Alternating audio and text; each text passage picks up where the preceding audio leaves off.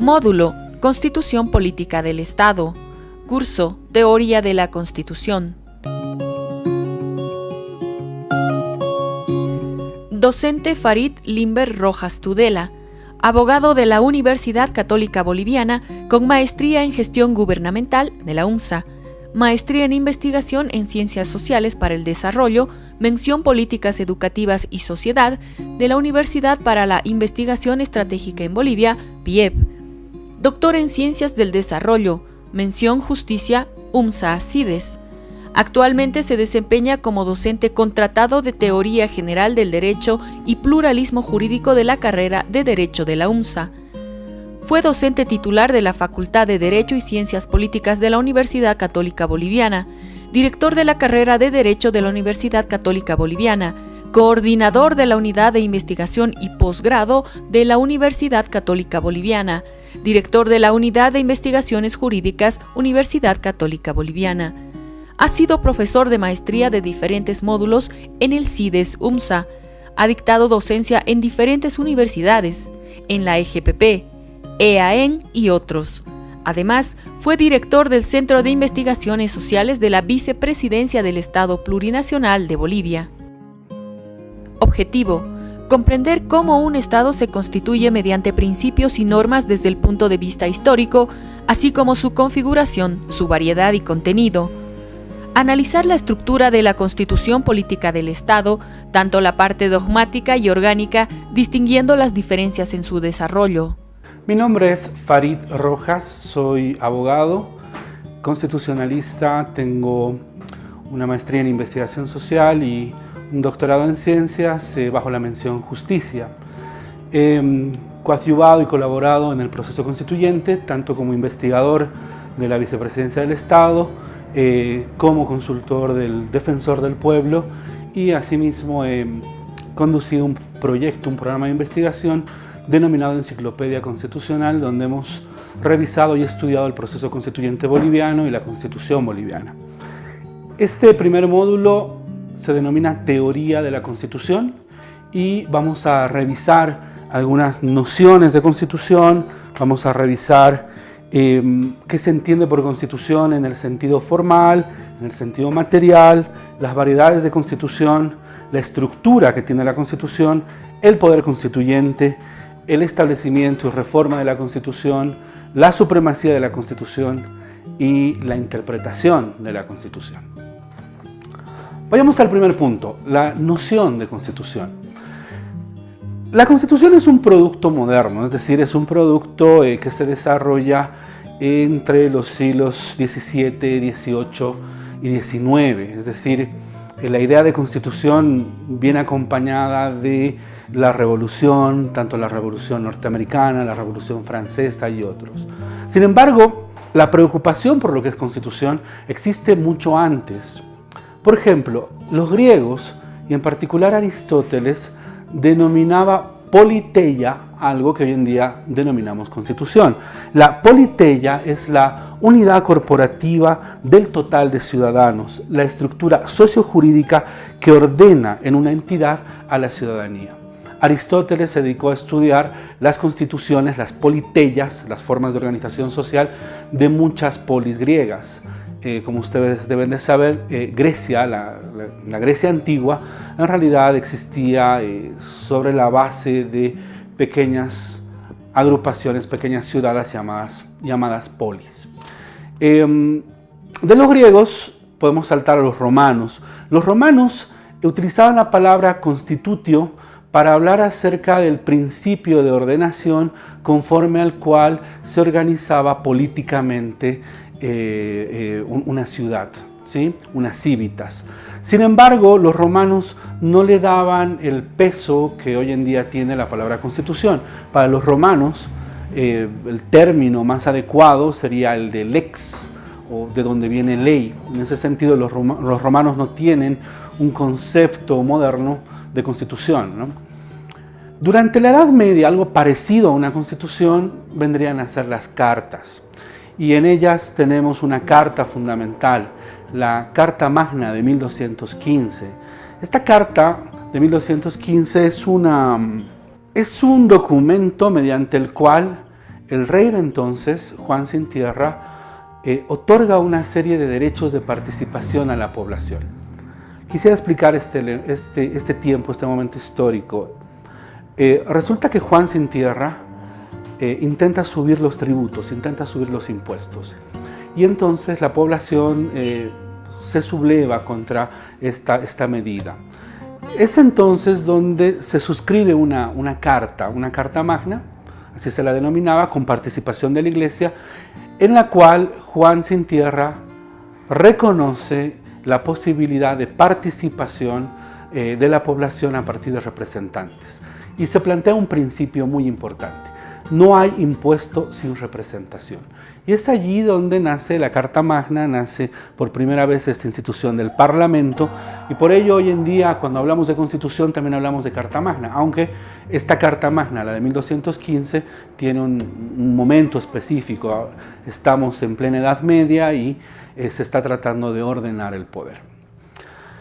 Durante la Edad Moderna, específicamente tras la creación, podríamos decir, de las colonias, sobre todo las colonias inglesas en el territorio que hoy llamamos Norteamérica, aparece la noción de charters, también cartas, y de estas charters, de estas cartas, aparece la primera intención de dar nacimiento a una constitución. La primera constitución política del Estado del mundo moderno es la Constitución de Estados Unidos de 1787. Es una constitución de apenas 7 artículos y en esta constitución asistimos a una división de poderes, a un reconocimiento, a un principio de ordenación conforme al cual el Estado se constituye. En este recorrido lo que yo intento mostrarles es que la Constitución no es algo que haya existido siempre, es algo que se desarrolla en el mundo moderno, en particular desde la Revolución Norteamericana, desde la Constitución Norteamericana, pero que existían en la antigüedad, en la Grecia Antigua, en la Roma Antigua, acercamientos similares, al igual que en la Edad Media con la Carta Magna. Hoy en día podemos decir que una Constitución es ante todo una ley fundamental. Es así como se encuentra también definida en nuestra Constitución Política del Estado, cuando se señala que la Constitución es la ley fundamental que rige políticamente un Estado. Esta ley fundamental tiene 3 elementos centrales. Primero, separa poderes, divide poderes, es decir, no hay Constitución sin la separación y división de poderes en un ejecutivo, en un legislativo, en un judicial. Legitima el poder público, es decir, el poder válido, el poder legítimo es el poder que se desarrolla en el cumplimiento de lo establecido en la Constitución y las leyes, y reconoce derechos fundamentales, es decir, las constituciones tienen largos catálogos de derechos fundamentales, como es el caso de la Constitución boliviana, que tiene un catálogo, me animaría a decirles, de los más extensos en América Latina, como veremos más adelante cuando hablemos de la historia constitucional, tanto mundial, latinoamericana y boliviana. Bueno, entonces, la Constitución tiene esta finalidad: separa poderes, legitima el poder público y reconoce derechos fundamentales. Si continuamos con el estudio de la teoría de la Constitución, lo que inmediatamente viene en cualquier texto, en cualquier manual de derecho constitucional, es la diferencia que encontramos en la Constitución en el sentido material y la Constitución en el sentido formal. En el primer caso, la Constitución en sentido material, hablamos de los contenidos mínimos que tiene que tener toda Constitución.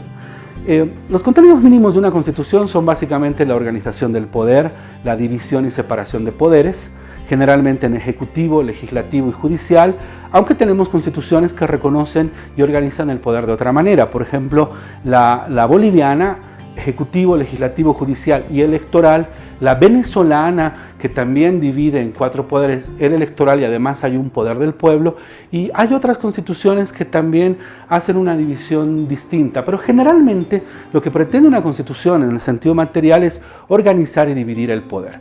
También en un sentido material lo que pretende una constitución es reconocer derechos, por lo menos los catálogos de derechos liberales, como el derecho a la vida, el derecho a la libertad, el derecho a la propiedad, son derechos que podríamos decir se encuentran en todas las constituciones a nivel mundial, y otras constituciones como la boliviana, por ejemplo, avanza en otros derechos, derechos sociales, derechos económicos, derechos de pueblos indígenas, es decir, en un sentido material, la Constitución se encarga de reconocer tanto los derechos fundamentales de primera generación, los derechos fundamentales de segunda generación, los derechos de pueblos indígenas, etcétera, y otros. Y en un sentido formal, la Constitución trata sobre procedimientos, sobre formas, es decir, establece, por ejemplo, el procedimiento legislativo. Un autor austriaco, que después se nacionalizó norteamericano, que es Hans Kelsen, denomina la Constitución la norma normarum. ¿Qué significa la norma normarum? Es la norma de normas. Es una norma que tiene por finalidad regular el cómo se producen otras normas. En el sentido meramente formal, una Constitución lo que nos presenta es la manera mediante la cual se hacen leyes en un país, es decir, el procedimiento legislativo, y la manera en la cual se modifica la misma Constitución, se modifican las leyes de un Estado, se modifican las instituciones de un Estado. Entonces, la Constitución en un sentido formal nos habla de procedimientos, de tiempos, de formas y de otro. Hay una variedad de constituciones en el mundo. La primera clasificación que podemos hacer referencia es la clasificación que nos coloca delante de una constitución rígida o una constitución flexible. Una constitución rígida se dice que es una constitución mucho más jurídica, en el sentido en que busca que no se modifiquen sus contenidos o busca que esta modificación sea compleja. En cambio, una constitución flexible se dice que es una constitución más política. ¿Por qué? Porque su modificación es mucho más rápida, mucho más sencilla, etc. Bolivia, por ejemplo, hasta la constitución del año 2009, tenía una forma semiflexible de reforma de la constitución. Por ejemplo, la Constitución de 1967 se reformó en 1994, se reformó el año 2004 y se reformó el año 2005. Las reformas, es muy posible que una buena parte de la población no haya conocido de estas reformas. ¿Por qué? Porque el procedimiento de reforma era flexible. Se aprobaba una ley en el órgano legislativo, es decir, en el Congreso, y después de un pequeño procedimiento que era esperar un nuevo periodo legislativo, se aprobaba esta ley y causaba Estado. En cambio, una constitución rígida es una constitución que es muy difícil de modificar, por no decir que tiene una serie de procedimientos complejos y órganos complejos para su modificación. Desde el año 2009 asistimos a una constitución semirrígida. No se la puede modificar fácilmente. Estamos delante de una constitución semirrígida que para que sea modificada precisamos, dependiendo del caso, pero precisamos ya sea una ley aprobada por 2/3 por la Asamblea Legislativa, seguida de un referéndum, o necesitamos una asamblea constituyente. En ese sentido estamos delante de una constitución semirrígida. No es una constitución rígida porque hay mecanismos de reforma. Por ejemplo, Honduras tiene una constitución rígida, puesto que Honduras prohíbe cualquier tipo de reforma. Es una constitución que la única forma de reformarla será pues a partir de un proceso que desconozca la Constitución y que intente levantar un nuevo texto constitucional. En ese sentido, hay constituciones rígidas y constituciones flexibles. Bolivia transitó de constituciones semiflexibles a constitución semirrígida. Luego tenemos constituciones escritas y constituciones no escritas, o constituciones consuetudinarias también se las denomina. La constitución escrita es lo más sencillo, es una constitución que se encuentra en un texto constitucional. Por ejemplo, Bolivia tiene constitución escrita desde 1826, Nuestro último texto constitucional del año 2009 tiene 411 artículos, por ejemplo, y estamos delante de constituciones que están escritas, están codificadas. ¿Qué países tienen constituciones no escritas? Hoy en día muy pocos, pero por sobre todo Inglaterra. Inglaterra tiene una constitución no escrita. ¿Qué significa esto?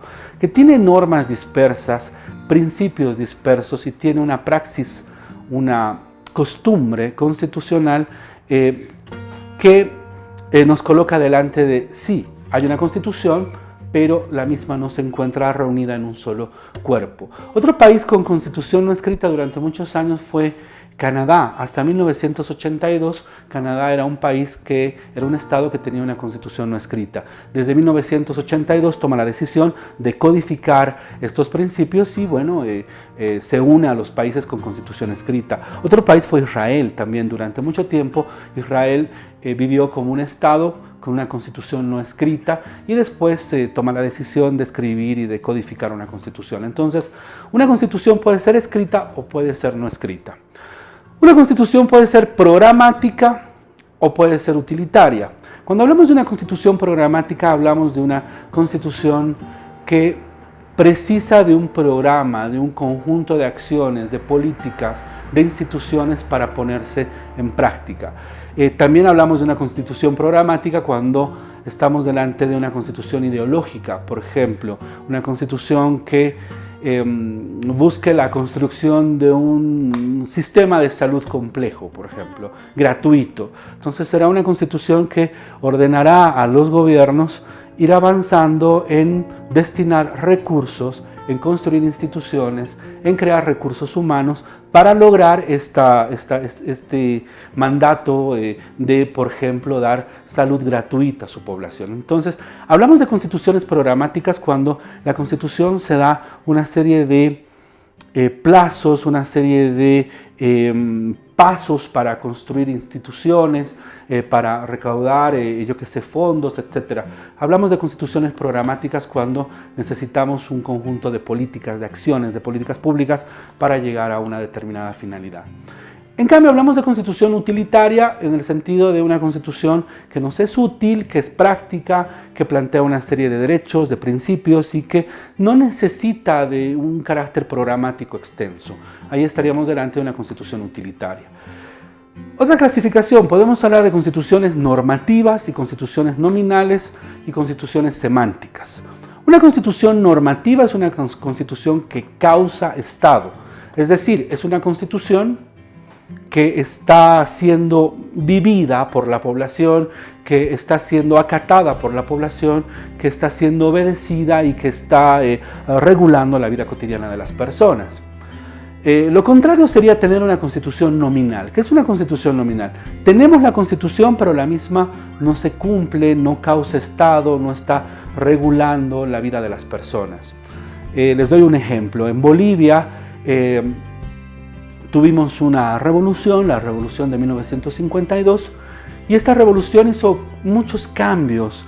Estableció el voto universal, estableció la reforma agraria, la reforma educativa, etc. Pero ninguno de estos cambios se los hizo a nivel constitucional. Entonces, durante la revolución del 52 estuvo vigente la Constitución de 1945, pero de una manera estrictamente nominal.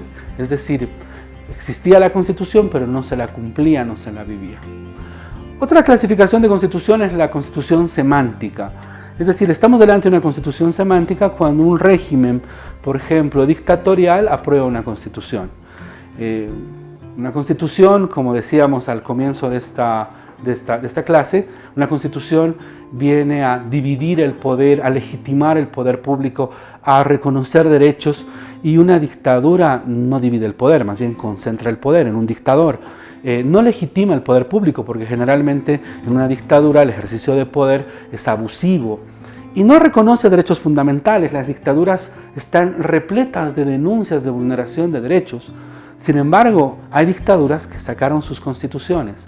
La más interesante es la dictadura de Pinochet en Chile. La dictadura de Pinochet en Chile tiene una constitución. Es decir, el dictador Pinochet realizó una reunión de un conjunto de representantes afines a su política de gobierno y aprobó una constitución que podríamos llamar una constitución semántica. ¿Por qué? Porque si muy bien está allí, está presente, no está legitimando el poder público, no está dividiendo poderes porque estamos delante de una dictadura. Podemos hablar también de otras variedades de constitución, una constitución corta versus una constitución extensa. La constitución corta por excelencia es la Constitución de Norteamérica, tiene 7 artículos, 7 artículos. Esta constitución no se reformó desde 1787 hasta el día de hoy. ¿Por qué no se reforma esta constitución? Porque tiene escasos 7 artículos que organizan el ejercicio del poder. Algún abogado podrá decir, no, sí se reforma mediante enmienda, sí. La enmienda viene a ser un agregado que se realiza a la Constitución de 1787, pero la base del texto de 1787 no se modificó. Se fue enmendando, se fue aumentando y en los años finales del siglo XIX, principios del XX y hasta incluso principios del siglo XXI, las enmiendas continúan en el caso de Estados Unidos, pero la base, esta base de 7 artículos, no se modifica. Constituciones extensas. Creo que la Constitución boliviana se lleva el premio a una de las constituciones más extensas, 411 artículos, 10 disposiciones transitorias, una disposición final y una disposición abrogatoria. Es uno de los textos más extensos. Otra división, otra variedad de constitución se encuentra en constituciones constituidas por principios y constituciones, valga la redundancia, constituidas por reglas. El derecho constitucional ha ido avanzando este último tiempo en pensar constituciones constituidas por principios. ¿Por qué? Porque un principio es un mandato de optimización, es decir, un principio puede generar mejores leyes, una mejor calidad del sistema legislativo que un conjunto de reglas. Y finalmente se dividen las constituciones en originarias y constituciones derivadas. Créanme, este es un gran debate porque la pregunta es, ¿qué es una constitución originaria? Una constitución originaria es una constitución que viene de la voluntad popular y una constitución derivada es una constitución que es reformada por un órgano constituido como un congreso. En el caso boliviano, el ejemplo que quisiera darles es la Constitución de 1967, proviene de una especie de asamblea constituyente, un congreso constituyente durante el gobierno de Barrientos, y se reforma mediante el Congreso de 1994, el año 2004, el año 2005. En cambio, la Constitución del 2009 sería en todo caso originaria porque proviene de una asamblea constituyente y no así de un órgano de reforma. Bueno, estas serían las variedades de la Constitución. En el próximo bloque nos vamos a concentrar en hablar de la estructura que tiene una Constitución política del Estado, de dónde viene una Constitución, cómo se la reforma y sobre todo cómo se interpreta una Constitución. Síntesis. La preocupación por la Constitución tiene un origen ya desde el tiempo antiguo de Aristóteles en Grecia, denominada politeia a una unidad sociojurídico que ordena a la ciudadanía. Los romanos usaban la palabra constitutio para hablar de un principio de ordenación conforme al cual se organizaba políticamente una ciudad. En la Edad Media lo más representativo en el origen de la Constitución es la Carta Magna, 1215. Es un documento mediante el cual el rey Juan Sin Tierra reconoce la posibilidad de representar a la población. En la Edad Moderna, en las colonias inglesas de lo que hoy es Estados Unidos, aparecen las charter. En Estados Unidos nace la primera Constitución Política del Estado en 1787.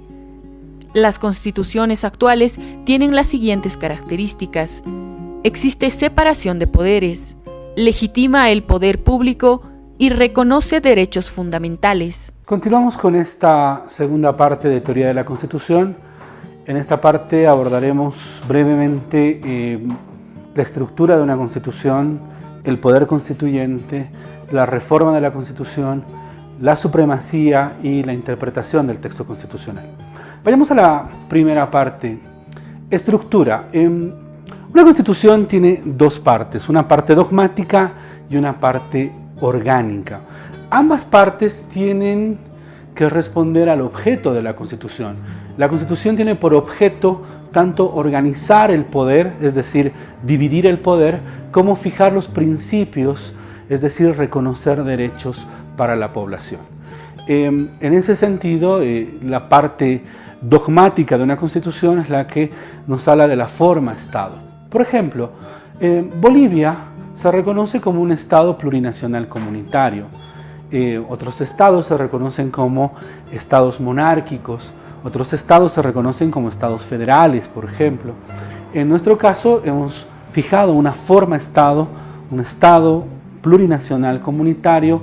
No somos el primer Estado plurinacional, lo fue antes Ecuador el año 2008 y después es Bolivia el año 2009 y bueno, hay muchos proyectos en curso en otros países para fijar este tipo de Estado plurinacional, tal vez más adecuado para la forma de organización. Me pongo a pensar en países como España, donde hay esta propuesta de Estado plurinacional y bueno, habrá que ver de acá a unos años cómo avanza esto.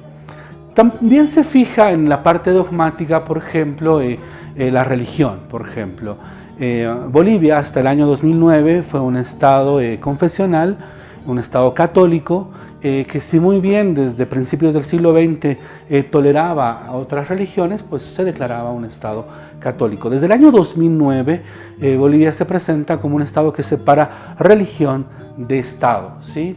Es un estado donde más bien se impulsa un pluralismo religioso, puesto que se reconoce, por ejemplo, las festividades indígenas como el Año Nuevo Aymara, pero también se reconocen festividades de origen católico como el Corpus Christi, la Semana Santa y otros. Entonces, más que ser un estado laico, estamos delante de un estado con pluralismo religioso. ¿Por qué no estado laico? Porque un estado laico y básicamente el laicismo supone la no enseñanza de la religión en colegios, cuando la Constitución boliviana más bien propone garantizar la educación, la enseñanza, no solamente de la religión católica, sino de cuánta religión se busque, se desee, pero colocando énfasis en la cosmovisión y la religiosidad de los pueblos indígenas en Bolivia. También en la parte dogmática se establece, por ejemplo, la capital de un estado. Este fue un debate en Bolivia, puesto que la capital histórica, la capital tradicional en Bolivia ha sido siempre Sucre. Y la Constitución boliviana, por ejemplo, vuelve a reconocer a Sucre como la capital del estado. También la Constitución establece temas como idiomas, pero por sobre todo la Constitución nos va a establecer el tema de derechos. ¿Sí? El catálogo de derechos se encuentra en esta parte, en la parte dogmática de una Constitución, y en consecuencia es para muchos una parte que no debería ser fácil de reformar. Es decir, la parte dogmática debería estar blindada de tal manera que para reformarla debería haber un procedimiento más complejo, un órgano especial que haga la reforma de esta parte de la Constitución. En la parte dogmática también se establece el tipo de democracia, los tipos de participación. Por ejemplo, Bolivia reconoce la democracia representativa, que supone elegir representantes, la democracia participativa, que supone responder a las consultas que nos realice el gobierno, nos realice el órgano legislativo. Por ejemplo, ¿está usted de acuerdo con modificar la Constitución? Entonces las personas participarán señalando su opinión, su criterio, su estar o no estar de acuerdo. También tenemos la democracia comunitaria, que se practica sobre todo en naciones y pueblo indígena originario campesinos. Está reconocida la democracia deliberativa, entendida como praxis de democracia directa, es decir, participar en asambleas, en cabildos y sobre todo participar en espacios públicos, garantizar una constante participación de la población, por ejemplo, en medios de comunicación. A la parte dogmática le acompaña la parte orgánica de la Constitución. La parte orgánica es la que presenta la organización del Estado, la división de poderes, la división territorial, la organización económica del Estado y otras formas de organización de la estructura estatal.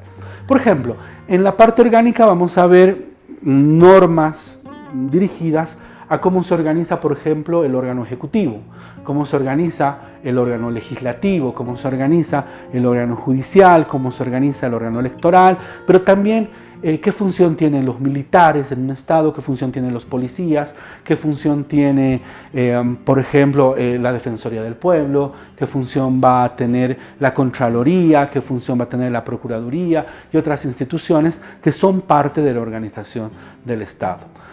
También dentro de la estructura nos vamos a encontrar con partes neutras, es decir, no son ni dogmáticas, tampoco son orgánicas, son sencillamente artículos destinados a establecer nexos, por ejemplo, partes neutras de una constitución, la organización en capítulos, la organización en títulos.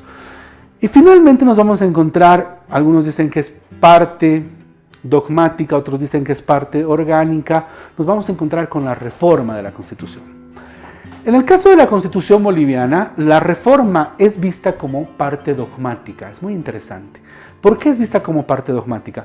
Porque la Constitución boliviana intenta blindar su reforma, intenta señalar que nunca más en la historia boliviana se dará una reforma sin la participación de la gente mediante la aprobación en un referéndum. Entonces, para evitar modificar la reforma de la Constitución, la misma Constitución inscribe los artículos 410 y 411 como parte dogmática, es decir, como parte de la forma Estado, como parte de las bases fundamentales del Estado, de los derechos, como una parte central, fundamental. Esto lo vamos a entender un poquitito más adelante cuando hablemos de reforma.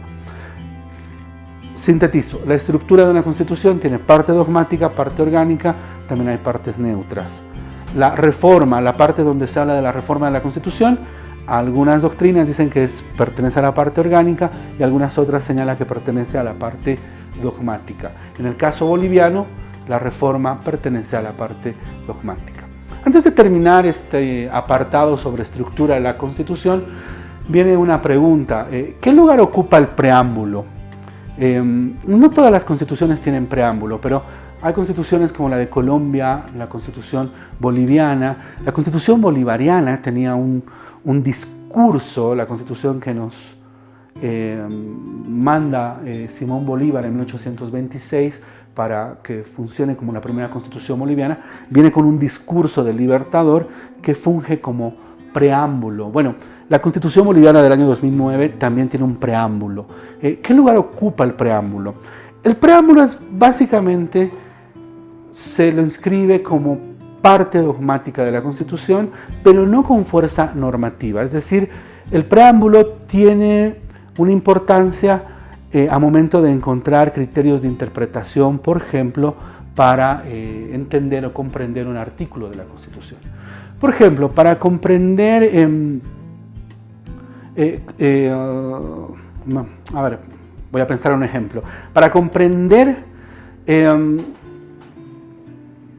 la idea de república, por ejemplo, ¿qué nos dice el preámbulo? El preámbulo nos va a hablar de una etapa republicana en la cual se continuó la colonia y la colonialidad, ¿sí? Es decir, si muy bien nos separamos de la colonia española, continuó la colonia mediante otras formas. Esta continuación de la colonia por otros medios se denomina colonialidad. Entonces, cuando Bolivia dice que quiere dejar atrás el pasado republicano, colonial, no se refiere a que está apartándose de la idea o de la noción de república que se encuentra en el artículo 11 de la Constitución, sino significa que el Estado plurinacional comunitario va a reinventar una nueva forma de etapa republicana a partir del año 2009. Entonces, ¿qué lugar ocupa el preámbulo? Sirve para interpretar el texto constitucional, sirve como criterio de interpretación. Ahora pasamos a algunas nociones. Estas son un poquito más cortas que las que hemos visto antes, pero que nos colaboran a comprender esta teoría de la Constitución. La que viene se denomina poder constituyente. ¿Qué entendemos por poder constituyente? Créame, esto es una temática bastante extensa, hay extensos libros que trabajan la idea de poder constituyente, pero podemos sintetizar al poder constituyente como el poder del pueblo. El poder creativo de la multitud, por ejemplo, lo denomina Antonio Negri, un teórico que tiene justamente un libro muy muy interesante, muy bonito, llamado poder constituyente.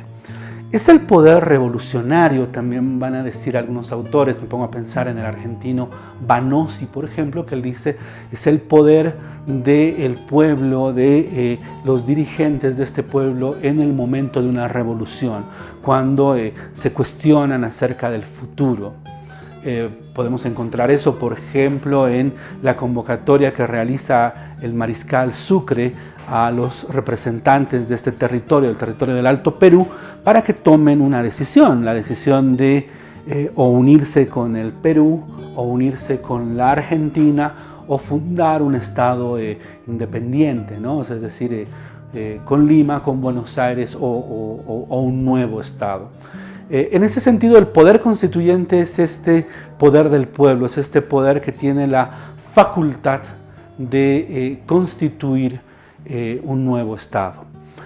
¿Quién es el titular de este poder? Pues bueno, el pueblo es el titular de este poder, y para autores como Antonio Negri vemos este poder en funcionamiento cuando se fundan los estados, pero también los vamos a ver en distintos momentos de la vida política de un estado, cuando su población hace una revolución, cuando su población, cansada de una forma de estado, de una forma de gobierno, decide intervenir y darse a sí misma una nueva organización estatal. Entonces, el poder constituyente vendría a ser esta magma, esta ¿qué les puedo decir? Lava ardiente que está en el pueblo y que puede dejar atrás una organización política y dar nacimiento a una nueva organización. ¿Quién es el titular del poder constituyente? El pueblo. El pueblo es el titular del poder constituyente.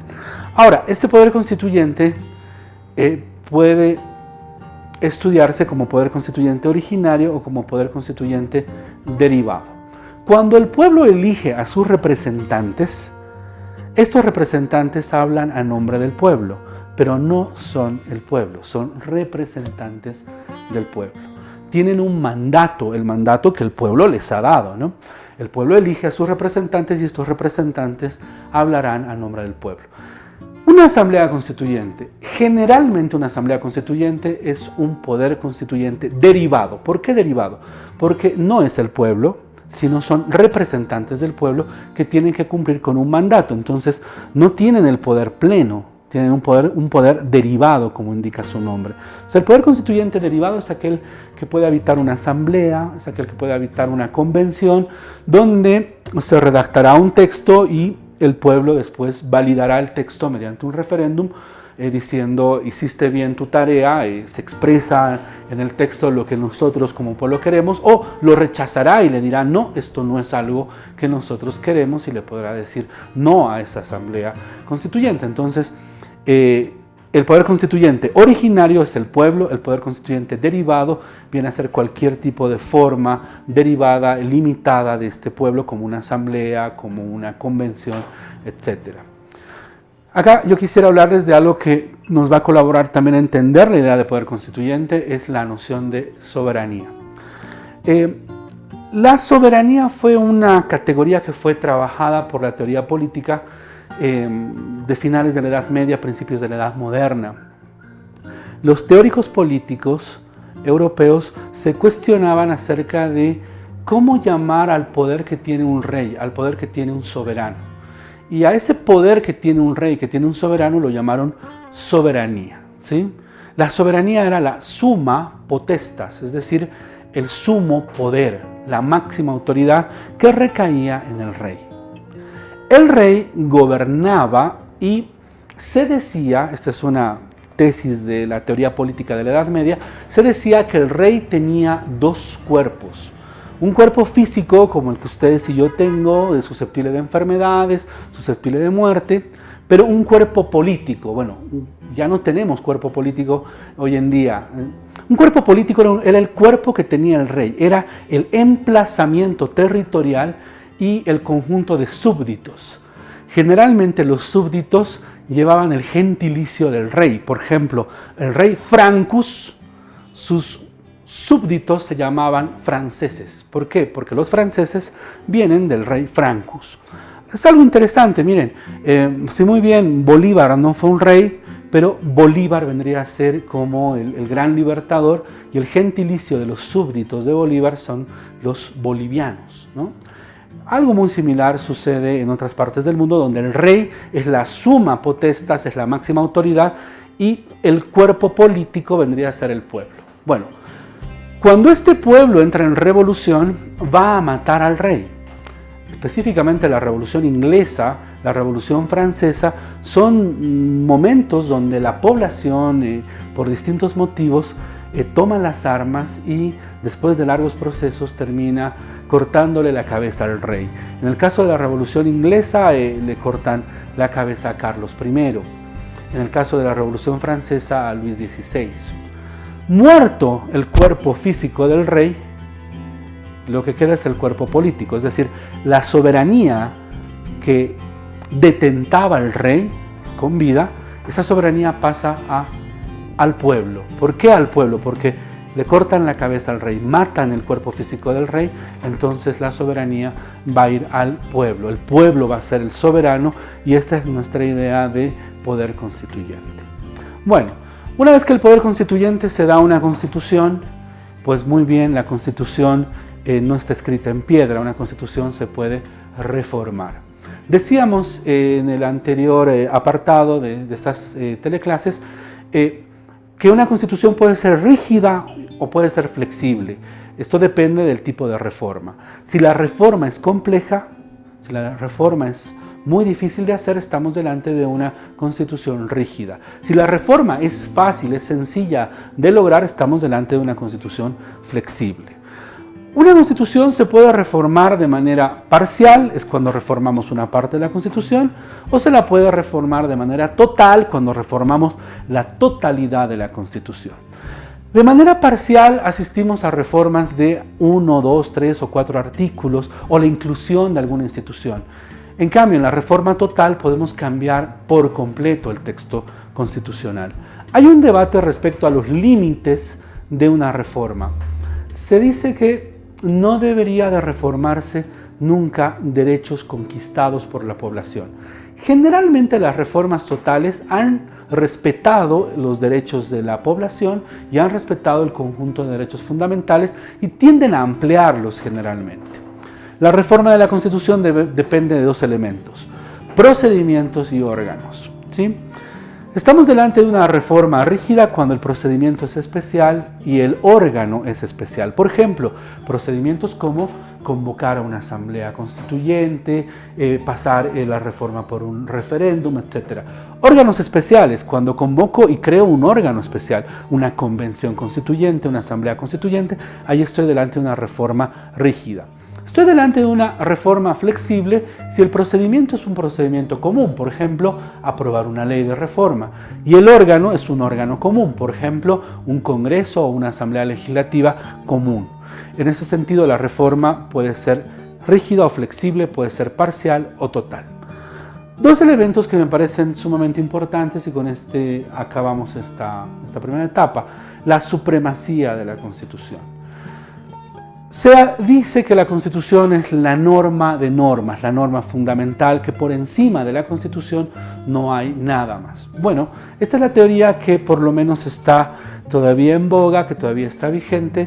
La Constitución es la norma fundamental, la norma de mayor jerarquía en el ordenamiento de un país. Sin embargo, la teoría constitucional contemporánea ha introducido las declaraciones de derechos humanos. Es decir, las declaraciones de derechos humanos deberían estar por encima de la Constitución, deberían estar por debajo de la Constitución. Bueno, la teoría constitucional contemporánea señala que ni por encima ni por debajo, sino tienen que ser parte de la Constitución.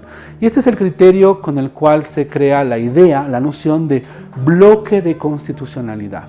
La idea de bloque de constitucionalidad señala que las declaraciones, los instrumentos internacionales en materia de derechos humanos son parte de la Constitución. Y si alguna declaración, si algún instrumento internacional de derechos humanos reconoce derechos que beneficien, derechos mucho más favorables a la población, se aplicará la Declaración de Derechos Humanos no les digo por encima de la Constitución, pero de manera preferente a la Constitución. La aplicación preferente viene a ser parte de esta teoría actual de la supremacía. La supremacía de la Constitución también depende de lo que en materia constitucional se llama la pirámide jurídica, pensada por uno de los alumnos de Hans Kelsen, el pensador Merkel, que establece que la Constitución es la primera, luego vienen los tratados internacionales, luego las leyes, etc. Pero si el tratado internacional, ojo, es de derechos humanos, no está por debajo de la Constitución, sino que es parte de la Constitución, y si ese tratado, esa declaración de derechos humanos tiene un derecho más favorable, ese derecho se aplica de manera preferente sobre lo estipulado en la Constitución. Para terminar, un par de palabras sobre interpretación. De acuerdo a la Constitución Política del Estado vigente en Bolivia, el órgano intérprete es el Tribunal Constitucional. En otros países, la teoría constitucional reserva la interpretación también al Congreso o al órgano legislativo. También se reserva la interpretación en sí a las Cortes Supremas. En el caso boliviano, la interpretación depende del Tribunal Constitucional. Y hay una serie de métodos de interpretación. El método tradicional es interpretar la Constitución en su literalidad, es decir, lo que dice, lo que está escrito en la Constitución. El otro método es recurrir a la voluntad del constituyente conforme a sus documentos, actas y resoluciones. Hablamos ahí de un método histórico y hablamos también de métodos y principios de interpretación a favor de los derechos humanos, los principios pro homini, los principios favoris debilis, por ejemplo, siempre interpretar la Constitución para la persona en desventaja o que se encuentre en una condición menor. Entonces siempre interpretar la Constitución en búsqueda de ampliar los derechos siempre de las personas. La interpretación constitucional es un elemento central que lo vamos a ver más adelante cuando hablemos de derechos. En un siguiente apartado vamos a hablar sobre la historia de las constituciones, tanto a nivel mundial, a nivel Latinoamérica y básicamente también un pequeño pedacito a nivel Bolivia. Síntesis. La Constitución Política del Estado tiene dos partes: la parte orgánica y la parte dogmática.